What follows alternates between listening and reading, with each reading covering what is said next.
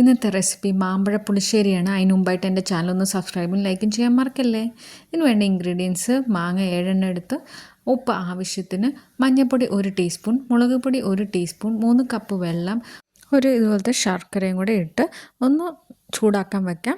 അതൊന്ന് തിളച്ച ശേഷം മിക്സിയുടെ ജാറെടുത്ത് അതിൽ ചിരണ്ടിയ തേങ്ങ 1.5 കപ്പ്, പച്ചമുളക് 2 മുളക് പൊടി 1 ടീസ്പൂൺ, 1/2 ടീസ്പൂൺ ജീരകം, 1/4 കപ്പ് വെള്ളം കൂടെ ഒഴിച്ച് നമുക്കൊന്ന് അരച്ചെടുക്കാം.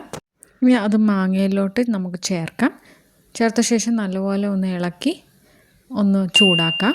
ഒന്ന് തിളച്ച് വരുമ്പോഴത്തേക്ക് നമുക്കതിലോട്ട് വേറെ പാൻ എടുത്ത് 1 ടേബിൾ സ്പൂൺ ഓയിലെടുത്ത് അതിൽ കടുക് പൊട്ടിക്കാം.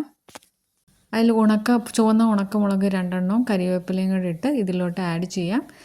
എല്ലാം ആഡ് ചെയ്ത ശേഷം 1 കപ്പ് തൈരും കൂടെ ആഡ് ചെയ്ത് ഒന്ന് ചെറുതായിട്ട് ചൂടാക്കി ഒന്ന് അടച്ചു വയ്ക്കാം. വളരെ ഈസി ആയിട്ടുള്ള റെസിപ്പിയാണ്. കുട്ടികൾക്കൊക്കെ വളരെ ഇഷ്ടപ്പെടുന്ന ഒരു റെസിപ്പിയാണ്. ചോറിൻ്റെ കൂടെയൊക്കെ കഴിക്കാൻ നല്ലതാണ്. അപ്പോൾ എൻ്റെ ചാനലൊന്ന് സബ്സ്ക്രൈബ് ലൈക്കും ചെയ്യാൻ മറക്കല്ലേ.